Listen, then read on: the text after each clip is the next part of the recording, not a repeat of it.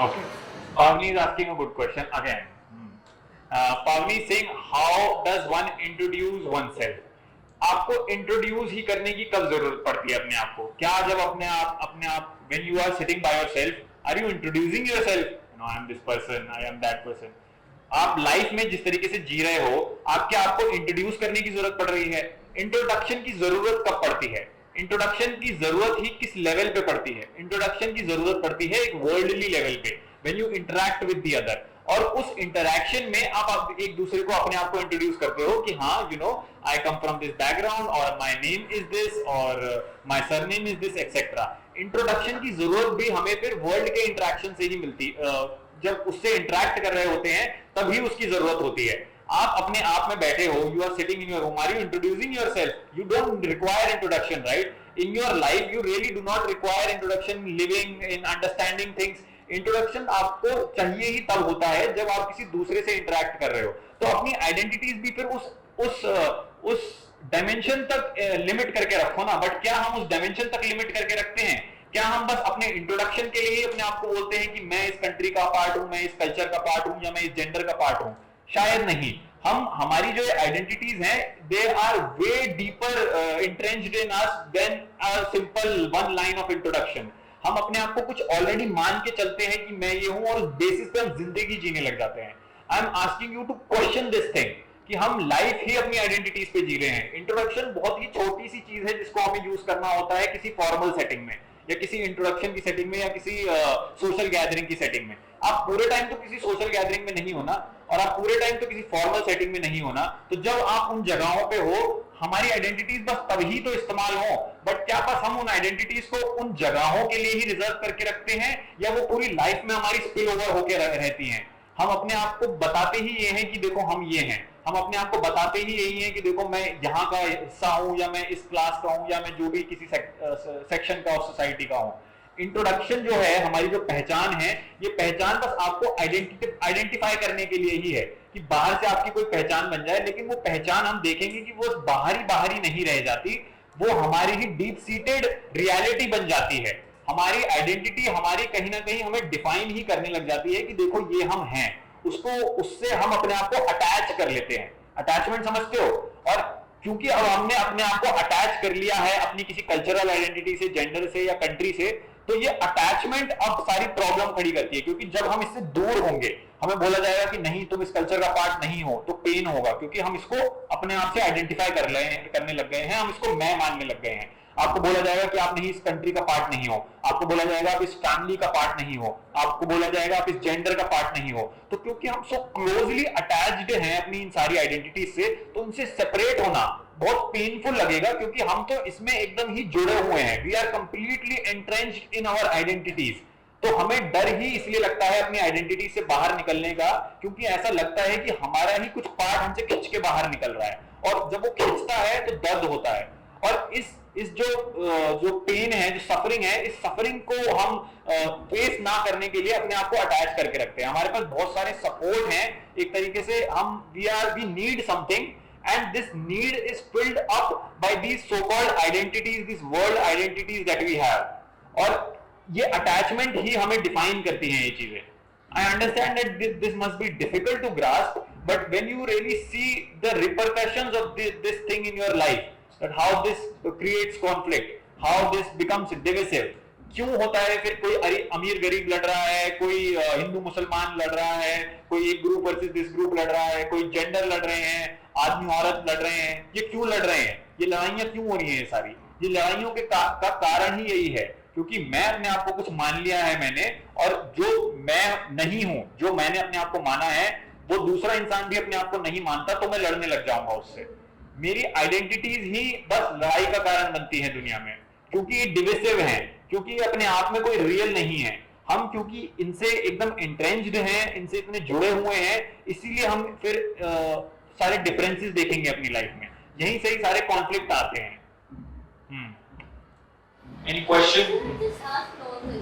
In some official sector, how do you introduce yourself? What do you say? I'm a human being, because you can't be part of some culture. It's so external. You can't say I'm a man, because that is also so external. So what do you say? I'm a human being and I'm here for a job.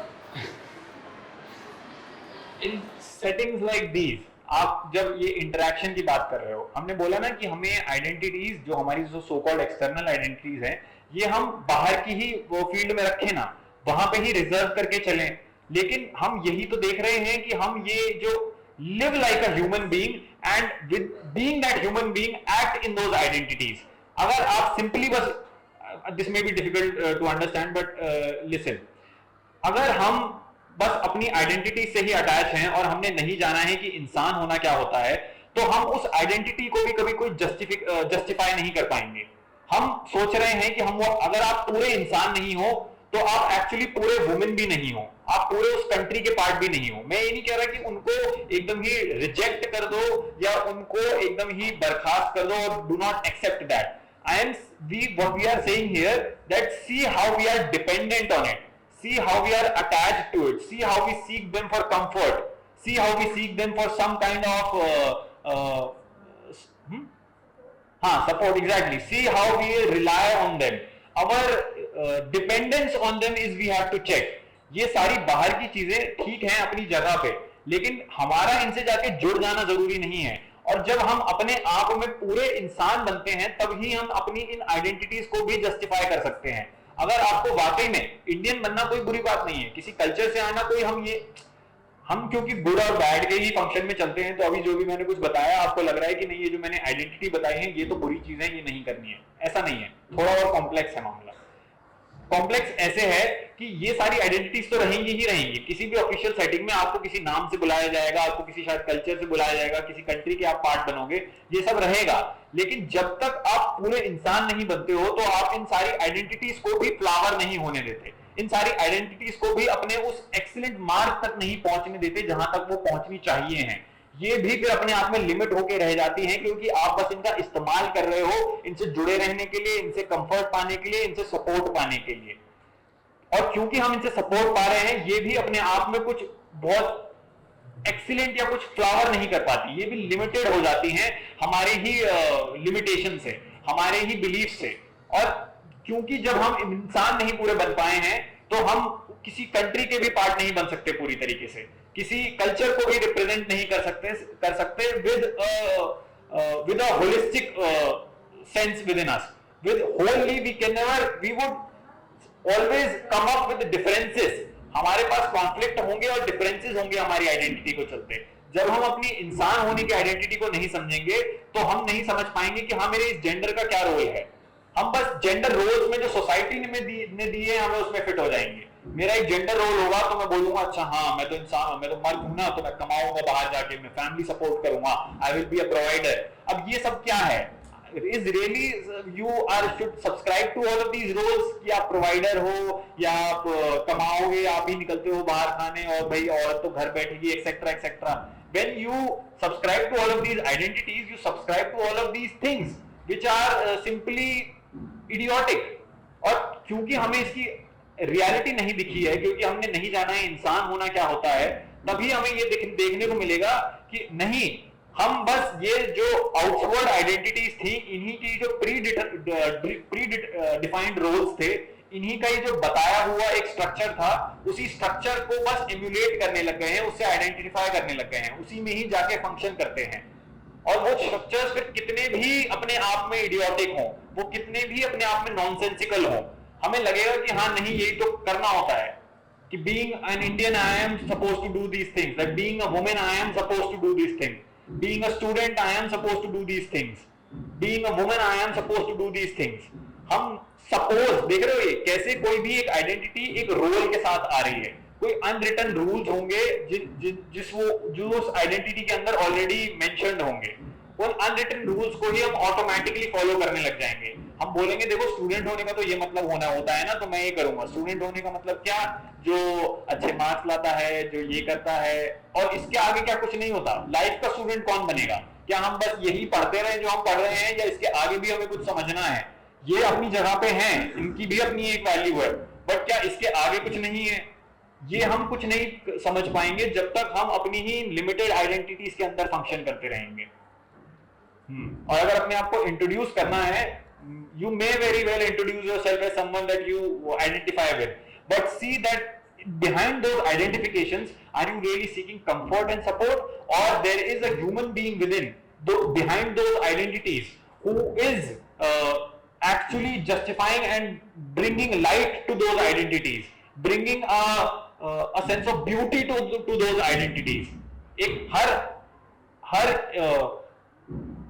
किसी culture का part होना, हर country का इंसान, हर किसी gender का इंसान अपने आप में कुछ नहीं है ना कि आपको बस औरत होना ही कुछ अच्छा बना देगा, क्या आपको मर्द होना ही कुछ ऑटोमेटिकली अच्छा बना देगा, क्या आपको कोई किसी कंट्री का पार्ट होना ही कुछ ऑटोमेटिकली अच्छा बना देगा, शायद नहीं। बट जब आप पूरे इंसान बनोगे तो ये इंसान इन सारी आइडेंटिटीज पे लाइट लाएगा, ये सारा इंसान इन सारी आइडेंटिटीज पे ब्यूटी लाएगा।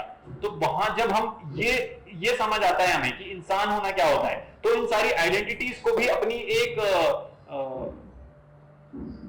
एक्सीलेंस मिलती है, इन सारी आइडेंटिटीज को भी अपनी एक रिचनेस मिलती है।